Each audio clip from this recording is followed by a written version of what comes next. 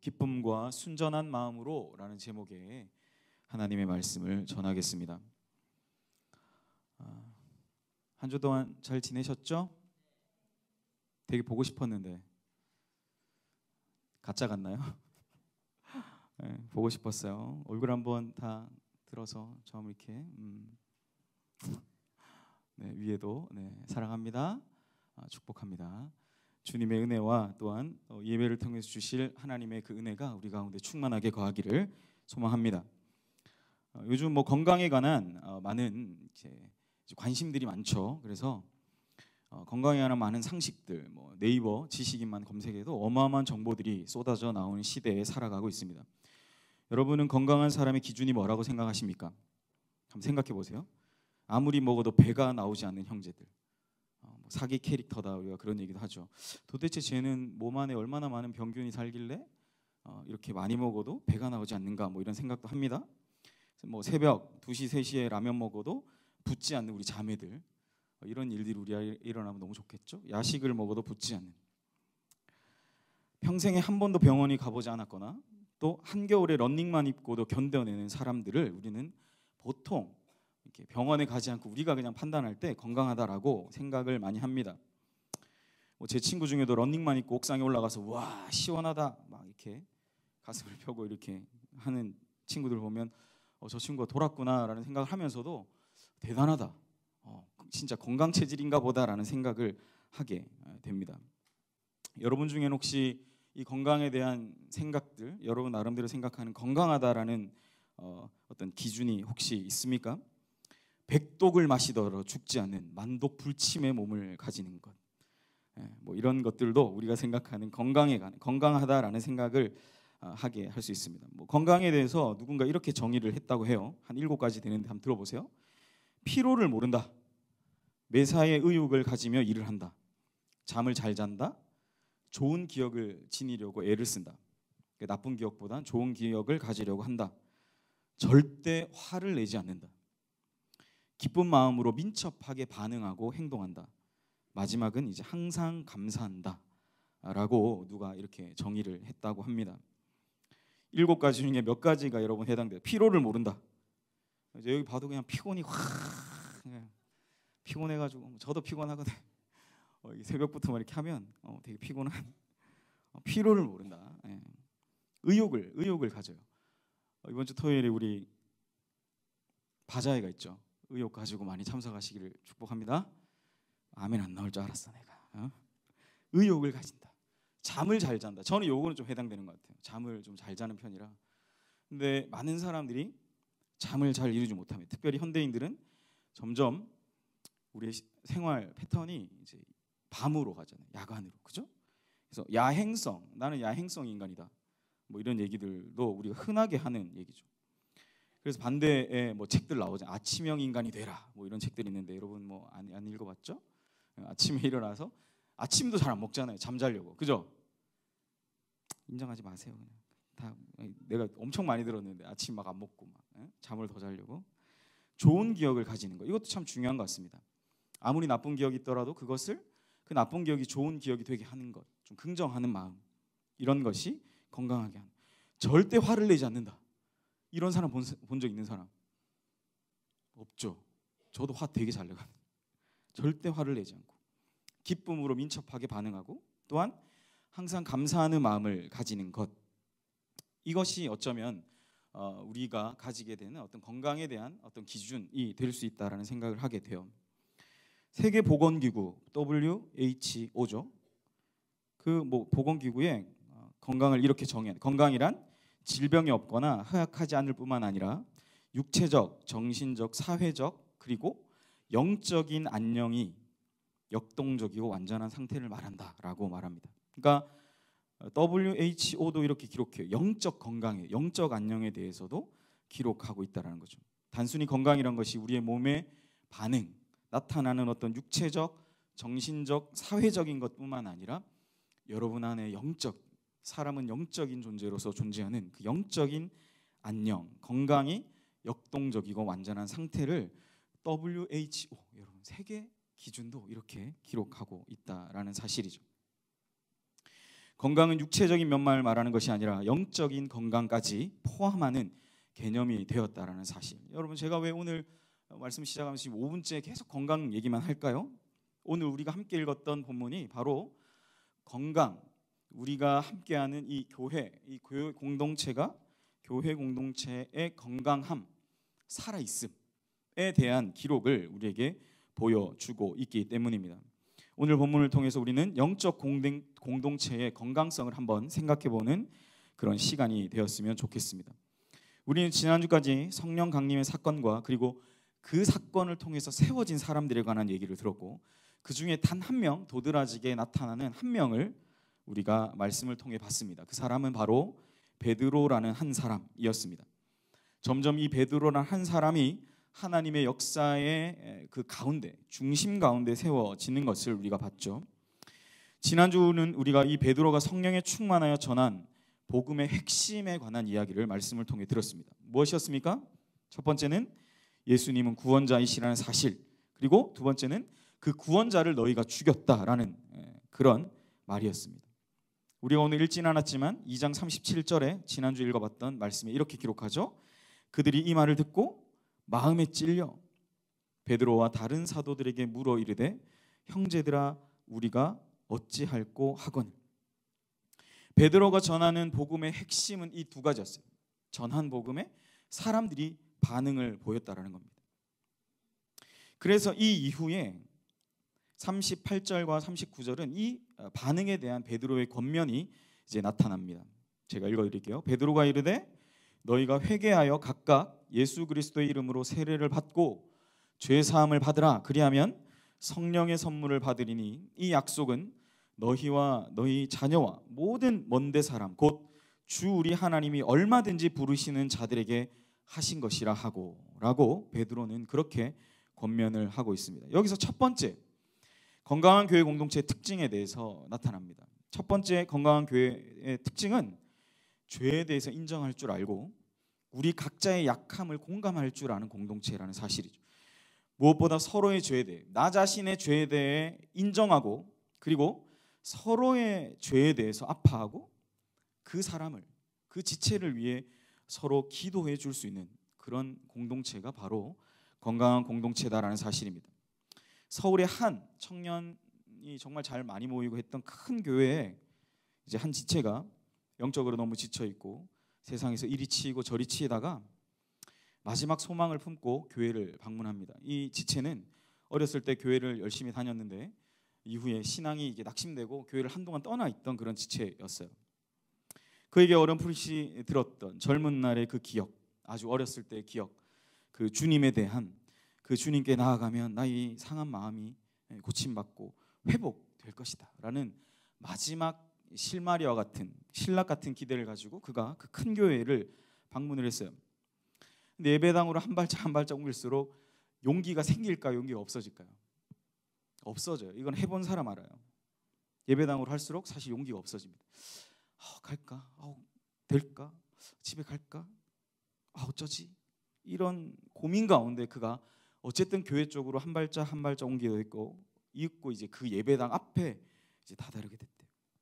근데 그 예배당에서 이런 노래가 흘러나왔다고 합니다.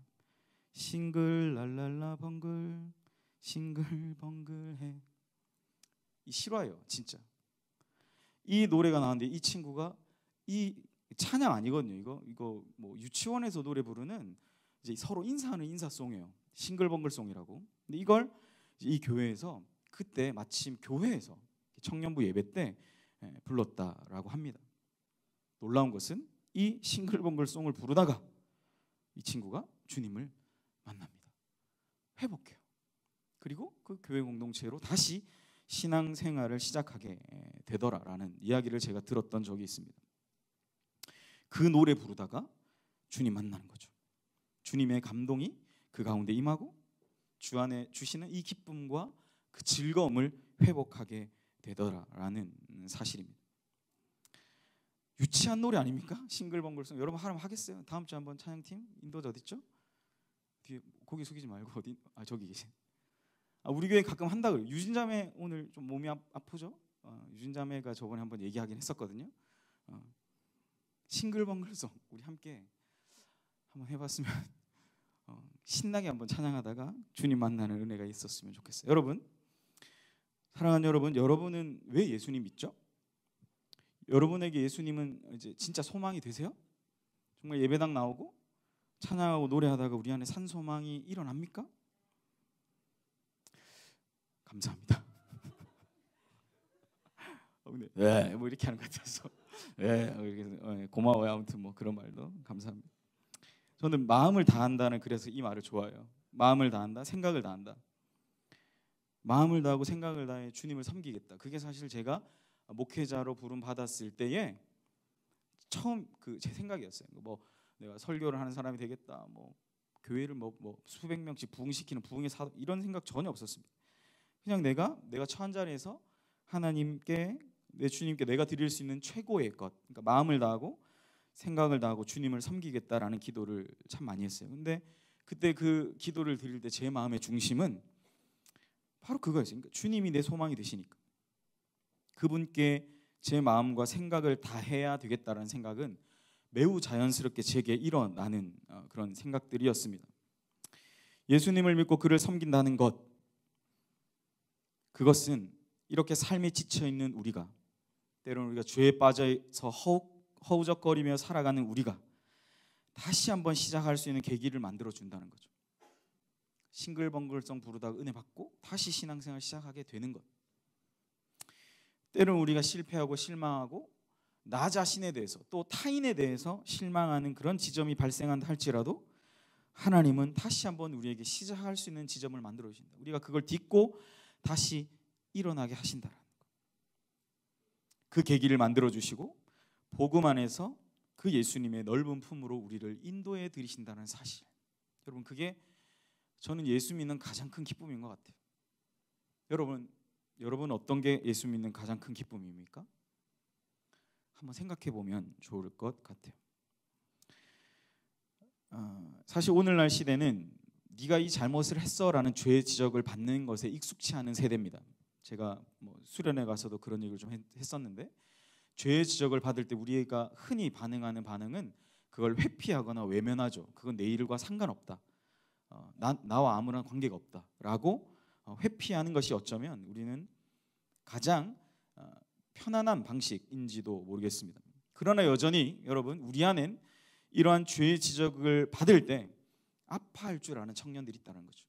아파하고 눈물 흘리고 그 죄의 지적에 대해서 하나님 앞에서 통해 자복하며 우는 그런 지체들이 있다는 사실이. 그럼에도 불구하고 여전히 죄에 대해서 허덕이며 어찌할 바를 모르는 지체들이 있다는 사실입니다. 그런 지체들에게 내가 혹시나 그런 상황 가운데 있다 할지라도 여러분, 우리는 그들에게 또 나 자신에게 다가가서 그에게 다시 시작할 수 있다고 다독이고 위로할 수 있는 그러한 진정한 위로자가 되어야 할 줄 믿습니다. 오늘 본문이 말하는 첫 번째 건강한 교회 공동체는 죄의 지적, 나 자신에 대해서 타인에 대해서 지적을 받게 될 때 그걸 나 자신도 인정할 줄 알고 또 타인에 대해서도 공감할 줄 아는 공동체가 오늘 본문이 주는 첫 번째 건강한 공동체의 모습이라면, 두 번째는 이제 오늘 제가 읽었던 본문과 연관되어지는데요. 물질을 나눈 삶이라는 거죠. 우리가 함께 읽은 본문 다시 한번 우리 함께 읽어볼까요? 시작.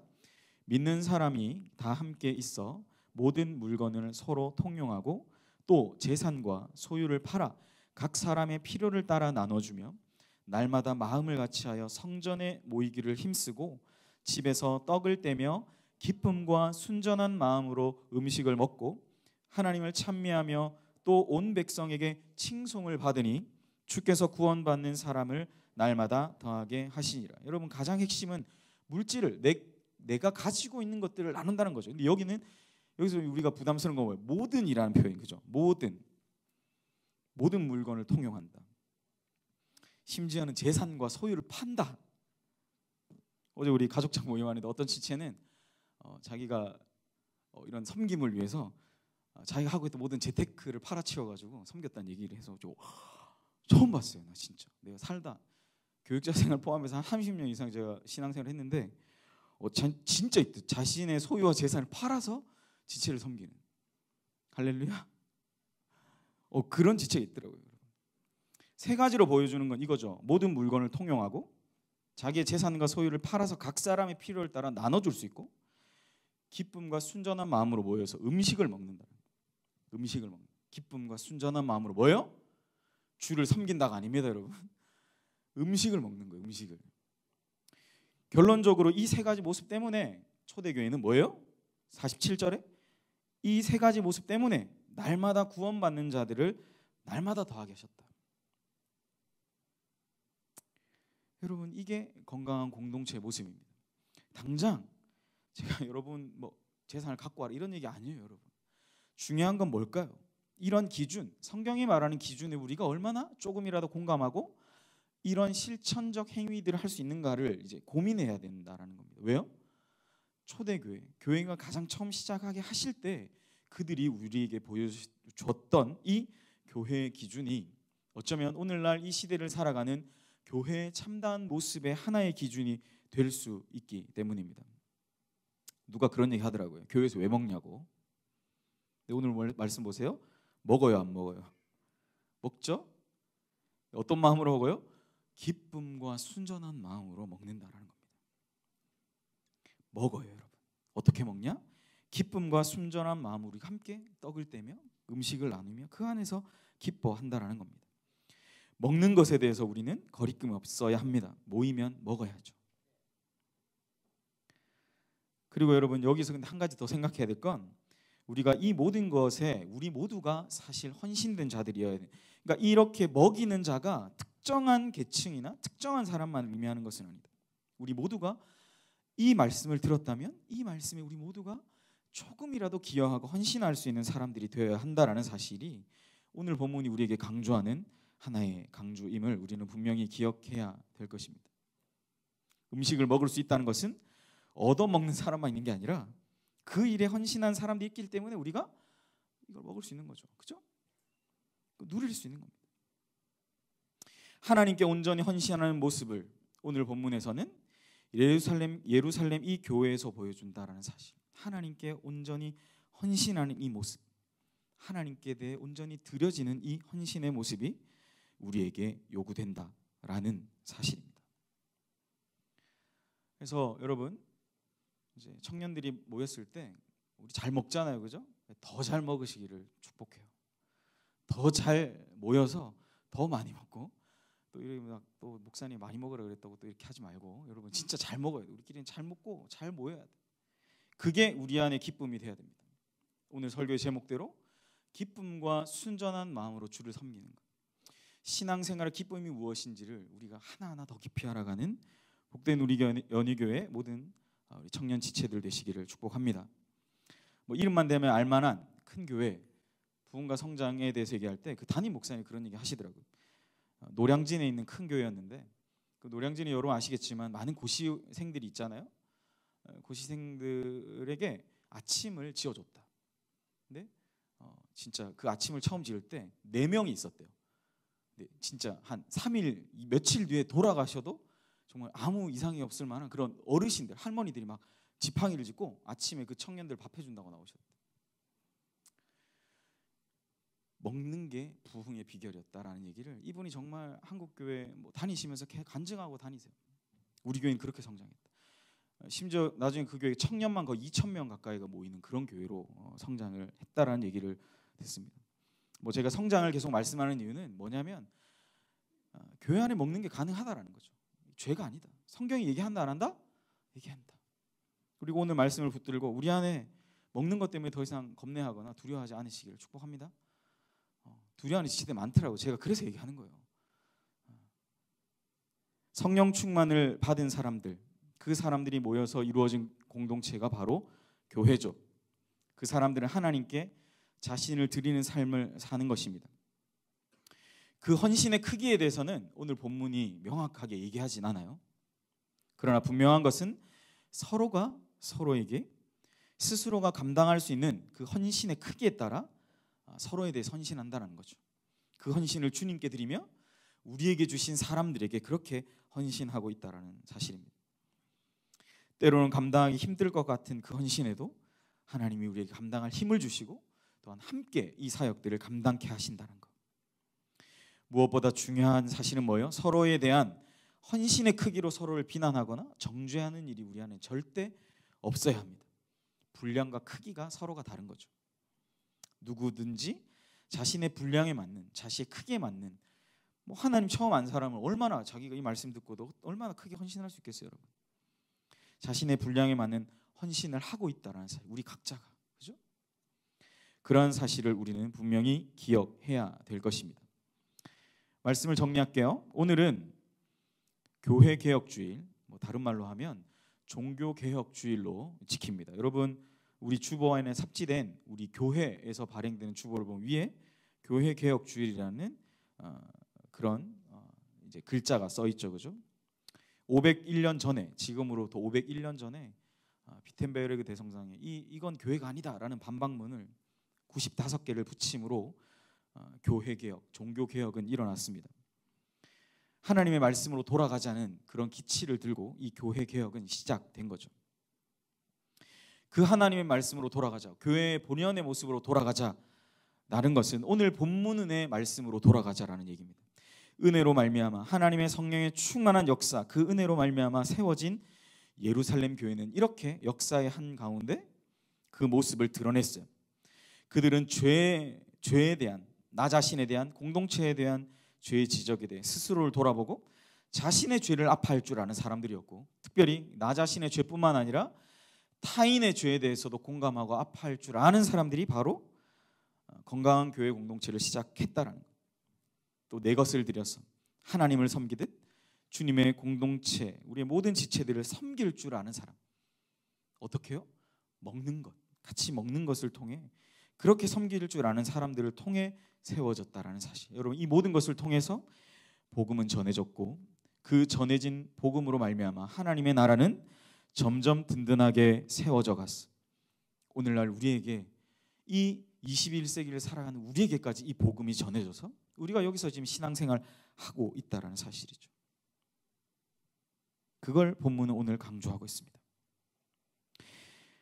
46절 47절 날마다 마음을 같이하여 성전에 모이기를 힘쓰고 집에서 떡을 떼며 기쁨과 순전한 마음으로 음식을 먹고 하나님을 찬미하며 또 온 백성에게 칭송을 받으니 주께서 구원받는 사람을 날마다 더하게 하시니라.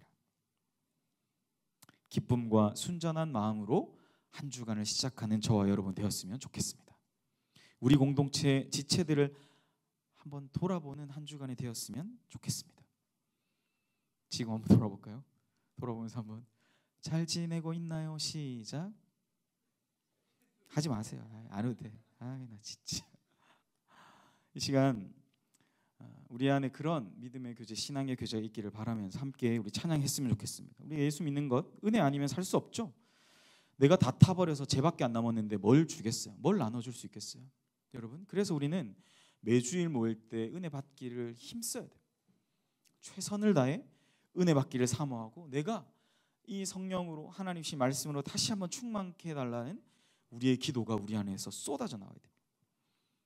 그 고백을 담은 아주 좋은 찬양이 있어서 함께 오늘 찬양했으면 좋겠습니다. 은혜 아니면 살아갈 수가 없다.